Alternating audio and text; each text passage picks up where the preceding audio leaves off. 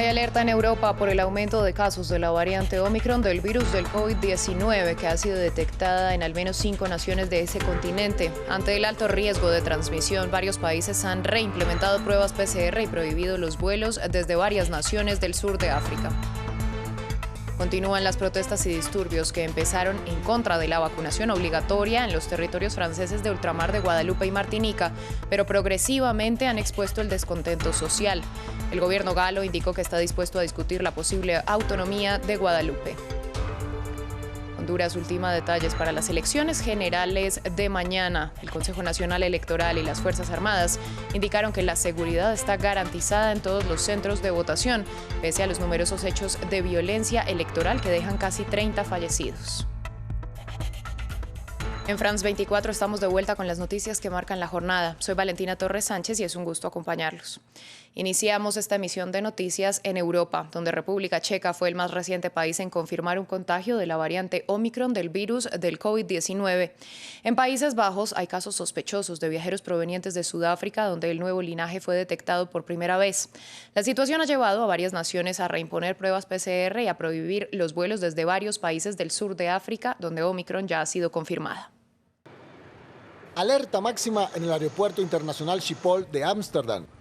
Este viernes se hicieron obligatorias las pruebas de COVID-19 para todos los pasajeros procedentes de Sudáfrica. Los viajeros estuvieron atrapados durante horas en el aeródromo, sin riesgo alguno por la propagación de la variante Omicron recién detectada. Las personas que se han sometido a las pruebas reciben los resultados por teléfono y no saben lo que va a pasar después. La gente está cada vez más alterada, quieren comida y hacen saber su malestar. De los 600 pasajeros examinados, 61 resultaron positivos para el virus y tuvieron que entrar en cuarentena. Por el momento no es posible determinar si eran portadores de la variante Omicron. El miedo comienza a crecer en toda Europa, ahora con varios casos detectados en Alemania, Bélgica, Reino Unido e Italia, mientras se analizan unos 50 casos sospechosos. La Organización Mundial de la Salud expresó su preocupación por la variante que, según los expertos, podría ser altamente contagiosa. Tenemos que averiguar si hay que modificar las vacunas. Todo esto se puede hacer bastante rápido, porque algunas de ellas son fácilmente modificables. Pfizer y Moderna han anunciado que tardarían aproximadamente 3 meses modificar sus vacunas para combatir la nueva variante Omicron. Desde la ciudad de Washington, la vicepresidenta estadounidense Kamala Harris hizo un llamado a recibir las vacunas y las dosis de refuerzo como medida de prevención ante la nueva variante, que ha sido calificada de altamente transmisible. Me han informado y, como ha dicho el presidente, vamos a tomar todas las precauciones. Por eso hemos tomado las medidas que tenemos. Pero nuevamente, no puedo enfatizar lo suficiente. 1. Si no ha recibido la vacuna de refuerzo, hágalo. La importancia de vacunarse para aquellos que no han sido vacunados. Lo que digo siempre lo diré porque es verdad. Son seguras. Las vacunas son seguras, son gratis y te salvarán la vida. Continúan las protestas y disturbios en los territorios franceses de ultramar de Guadalupe y Martinica. Las manifestaciones iniciaron en contra de la vacunación obligatoria para bomberos y personal de salud, pero ahora se centran en demostrar el descontento estructural que viven los ciudadanos por la pobreza y la falta de autonomía, informa Luis Muñoz. Una nueva jornada de ira en el ultramar francés. En Guadalupe el sábado se repitieron las manifestaciones, mientras en las noches hombres armados disparan contra policías y manifestantes. Y esto es Martinica. El sábado amaneció con una estación de servicio y una oficina de correos calcinadas. La crisis social no cesa. Estamos reclamando nuestros derechos aquí en Martinica. Esperaba que rompieran, que robaran, pero no que incendiaran una gasolinera. ¿Te das cuenta? Una estación es una bomba. Pero la presión ha surtido efecto y la vacunación obligatoria para personal de salud y bomberos se ha retrasado hasta el 31 de diciembre. Ahora las demandas van mucho más allá, desnudando otras grietas en el pacto social. El ministro de Ultramar, Sébastien Lecornu, anunció el viernes el inicio de negociaciones para aumentar la autonomía. Ciudadanos de Guadalupe sienten que la medida de la vacunación vino impuesta desde Francia. Nosotros los ciudadanos e incluso los representantes elegidos no tenemos la sartén por el mango aquí en Guadalupe en cuanto a la toma de decisiones. El ministro también anunció la creación de 1000 puestos de trabajo subvencionados para jóvenes en Guadalupe, una medida que busca recuperar la paz social en una región de Francia donde el 34,5% de la población vive bajo el umbral de la pobreza. A continuación, otras protestas alrededor del mundo que son noticia este sábado. Cerca de 3.000 personas marcharon en París contra la extrema derecha y el racismo. En algunos puntos se registraron altercados entre grupos de manifestantes y la policía, que finalizaron con 2 arrestos, uno por porte de material prohibido y otro para un control de identidad. En Madrid, la capital española, miles de policías se manifestaron en contra de una reforma a la Ley de Seguridad Ciudadana de 2015, que según aseguran podría obstaculizar su capacidad para hacer su trabajo. La ley le permite a las autoridades multar a los medios de comunicación que difundan imágenes no autorizadas por la policía, lo que quedaría eliminado con la modificación. La policía iraní dispersó con gases lacrimógenos una protesta por la falta de agua en la ciudad de Isfahán. Los ciudadanos exigen a las autoridades que abran las compuertas de una represa para aliviar zonas afectadas por la sequía del río local que se ha secado progresivamente a causa de las fábricas en la zona. En otras noticias, Honduras celebra elecciones generales este domingo, de las que saldrá el sucesor del presidente Juan Orlando Hernández. El país se encuentra envuelto en una ola de violencia electoral que ha dejado casi 30 asesinados, lo que ha despertado la preocupación de organismos internacionales. Para analizar esta información, conectamos con Lester Ramírez. Él es analista y director de Transparencia y Gobernanza de la Asociación para una Sociedad Más Justa. Bienvenido a France 24. ¿Cómo surge esta violencia electoral? ¿Quiénes son los responsables de estos asesinatos y también de las amenazas a candidatos?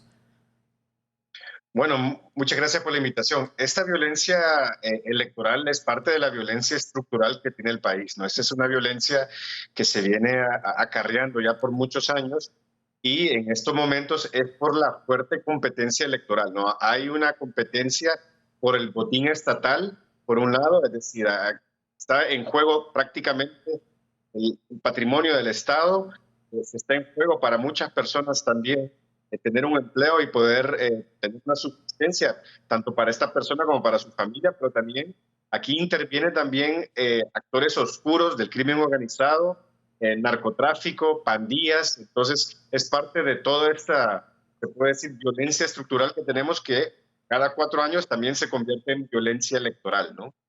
Bueno, y en medio de este panorama, ¿cuáles son los principales retos para quien sea el nuevo mandatario de esa nación? Bueno, obviamente el principal reto es la reducción a la pobreza. 7 de cada 10 hondureños vive en una situación de extrema pobreza, prácticamente viviendo únicamente con 2 euros al día. La generación de empleo es otro tema que es muy importante y eso está muy vinculado también con la situación del gran éxodo migratorio que tiene el país. Y por tercer lugar también tiene que ser el combate a la corrupción y el Estado del Derecho, ¿no? La corrupción en nuestro país, Honduras, mata, quita oportunidades para acceder a salud, quita oportunidades para la educación y quita oportunidades para una calidad de vida digna. Entonces yo creo que esos deben ser los 3 problemas prioritarios. Además de eso, tenemos un gran problema de energía eléctrica que este gobierno está heredando a un nuevo gobierno que implica una deuda de más de 6.000 millones de euros que la empresa estatal debe a sus proveedores y generadores de energía, ¿no? En los comicios de 2017, en los que el presidente Hernández fue reelegido, fueron tildados de fraude por la oposición. ¿Hay garantías de que este proceso electoral será transparente? Bueno, en este proceso electoral lo que tenemos ahora es la representación del partido de oposición, especialmente el Partido Libertad y Refundación, que en el proceso anterior no estaba. Ahora está representado en el órgano electoral, está representado también en las mesas electorales. En ese sentido, hay garantías que al menos el voto se va a cuidar, pero siempre hay dudas sobre la integridad del proceso. Tenemos un sistema de transmisión electrónico de resultados que todavía hay mucha incertidumbre de su funcionamiento el día de mañana y eso sin duda alguna va a generar suspicacias de fraude, va a generar suspicacias de inconsistencias que en cualquier momento, si no se brindan los resultados a tiempo, si la población queda a la espera de los resultados, al menos de los preliminares, sin duda alguna va a detonar situaciones de conflictividad y violencia que van a desbordarse las calles, donde vamos a tener situaciones fuertes, posiblemente de un mes, si no se dan los resultados a tiempo. Pues señor Ramírez, a usted muchas gracias por compartir este análisis con nosotros en France 24. En otras noticias, en Burkina Faso, cerca de 100 personas protestaron por lo que califican como el fracaso del gobierno en su lucha contra las facciones de Al-Qaeda. El aumento de la violencia por parte de los militantes islamistas acrecienta el descontento en esa nación africana. Los manifestantes también piden que las fuerzas francesas abandonen el país. Andrés Granadillo nos amplía. En Burkina Faso, el descontento con el gobierno se sintió en las calles. Acusan al presidente Roch Kaboré de fracasar en su lucha contra la violencia de militantes islamistas. Desde que él está en el poder, los terroristas están sembrando la desolación en este país y él es incapaz de encontrar una solución a este problema. Por eso le pedimos su renuncia inmediata hoy y ahora. Mientras no renuncie, no iremos a casa. La policía disolvió la protesta con gases lacrimógenos. En respuesta al movimiento antigubernamental que lleva varios meses activo, las autoridades cortaron el acceso a Internet móvil hace una semana y se negaron a autorizar la manifestación de este sábado. Hace 2 semanas, militantes vinculados a Al-Qaeda mataron a 49 policías, además de 4 civiles en la ciudad de Inata, al norte del país. Los ataques han alimentado el descontento contra el gobierno y también contra las fuerzas militares francesas que lo apoyan en su lucha. Personalmente creo que cambiar de presidente nunca ha resuelto ningún problema, siempre genera otros problemas.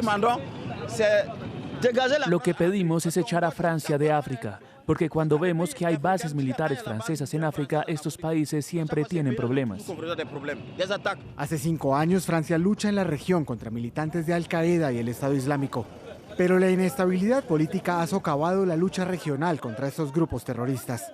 El presidente prometió cambios en el gobierno y el ejército para intentar remediar la crisis, mientras los extremistas ganan terreno en la región del Sahel de África Occidental. En Rusia, un tribunal de Siberia ordenó la detención de 5 personas durante 2 meses por el accidente en una mina de carbón que mató a 51 personas. Ellos están acusados de desobedecer las normas de seguridad. Los capturados son el director de la mina, 2 gerentes y 2 inspectores de seguridad. Los 2 últimos emitieron este mes un certificado aprobando las operaciones, cuando en realidad no habían hecho ninguna inspección en el lugar. Finalizamos en España, que encendió sus luces navideñas para marcar el inicio de la temporada y en medio de una alta afluencia. En Madrid, la instalación cuenta con 11 millones de luces, al tiempo que en Barcelona los colores inundaron sus icónicas fuentes. En Málaga, miles de personas equipadas con sus tapabocas y celulares se reunieron en la calle Larios para ser testigos del espectáculo. Con estas imágenes llegamos al final de esta emisión de noticias. Quédense con nosotros que volvemos en breve.